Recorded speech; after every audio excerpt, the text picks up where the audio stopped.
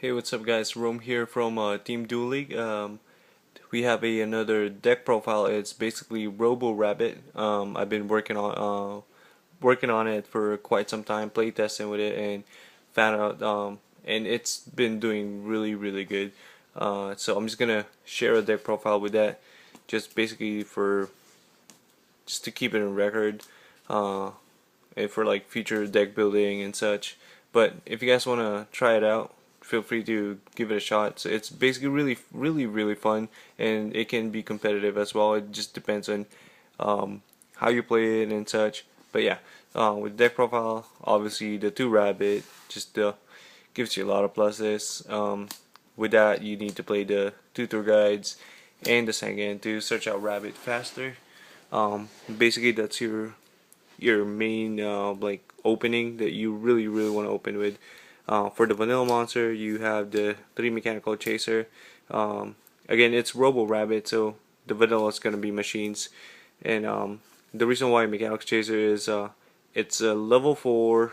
It's a 1850 attack, so it has probably one of the highest attack, and the fact that it's dark as well. So the dark attribute helps a lot.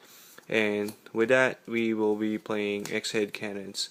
X-Head Cannon will be 18 attack, light, and it has a pretty good defense, 15. So um, I tried playing out, and then some random X-Sabers try to like run over X-Head Cannon, like face down, and then it flips out. It's 15 defense, and sometimes they tour guide Sangan other decks, and then run into. So in general, he's a good defense, and he's an 1800 attack with light. Um, Obviously, you're still gonna run the Machine of Fortresses. It's just Fortress is just amazing. He's one of the most like powerful machines that just came out. Now I only play 2 gear frames though, because there's a lot of normal summoning that would occupy that. You have the rabbit, the tour guide, even set Sangan sometimes. It depends. So double gear frame because you can search it with Gear Gigantex as well. And then I play 1 cannon just to have that one more search for the gear frame, and then discarded. It's a 1 card discard for Fortress to summon it. Now this is where the tech cards come in. Blast Sphere, it's just really good. Plus it's a dark, level 4, another target for Salvo. I only play 1 Salvo. Again, you have a lot of normal summon in here. This deck is really skillful. You just need to be really skillful to play it. But it's fun. Then again, I thought I was playing 2 Birdman, but because I've been changing the deck in and out, putting in cards, taking out cards and such. So I thought I was playing double Birdman, but it turns out that I'm only playing 1, but it works really great because you don't necessarily need him to bounce your gear frame, summon it back again. But it helps with summon salvo, bounce salvo to reuse your salvo, or sometimes I even bounce the level 4 that I get from salvo and then overlay for 3. So it depends. There's a lot of plays for this one. So those are basically your machines. For that, there's going to be an additional boss monster besides Fortress. You have BLS, Chaos Sorcerer. So many good plays with Chaos Sorcerer and Birdman, and then Gorse. So those are all your monsters. I only play the X-Head Cannon as the light, but I'll show you guys the extra deck later, which will like justify the BLS and Chaos Sorcerer. So for spell, this is a staple for machines. Limited removal just wins every game.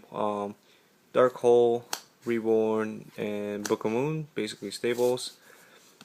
Pot of Avarice for mid games, just recycle all your vanillas. Rabbit again, so basically staple for rabbit decks. Heavy Storm for back row destruction, triple Typhoon, and a Night Beam. You guys might say too much back row hate, too much like destruction, but my playstyle, I really hate back row. Some of you guys might say just why not play Trapstun or so, but I really like destroying the back row and then just go off with the play. So don't have to worry about warnings or torrential or bottomless and such.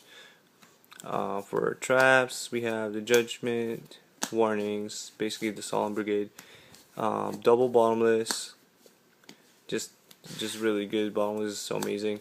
And I decided to run double Mirror Force instead of double Torrential because I really don't like playing Torrential while I have good monsters on board. So I decided to play Mirror Force instead. And the last trap would be Starlight Road. Just if you go Rabbit, summon the two vanilla, they go Bottomless or Torrential, or if you try and attack with it, they'll go Mirror Force.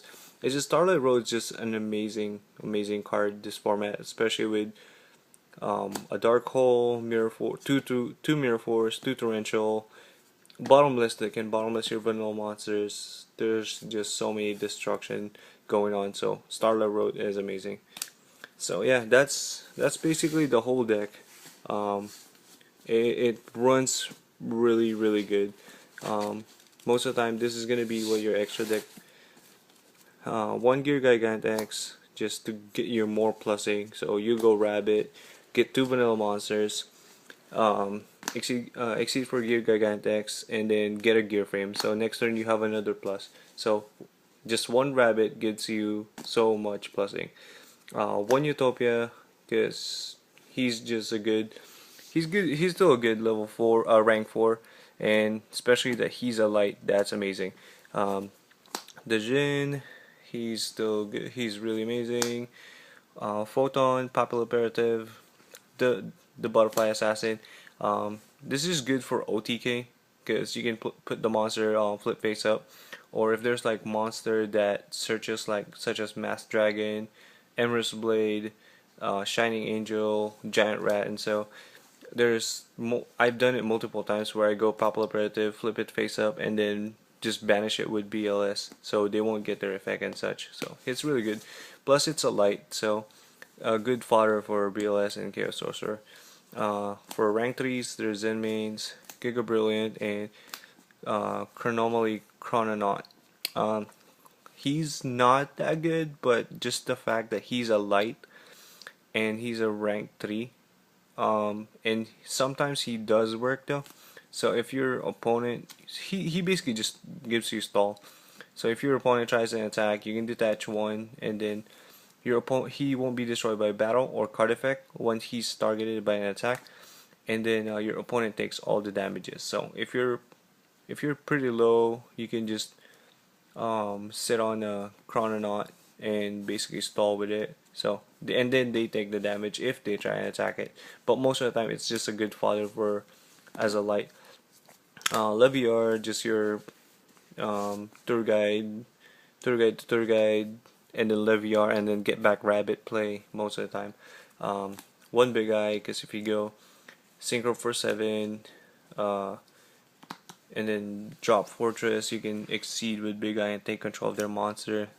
Basically, it's trying to get your opponent's bigger monster. Stardust, Scrap Dragon. Scrap Dragon, I really don't synchro for 8 or anything. Mostly 7.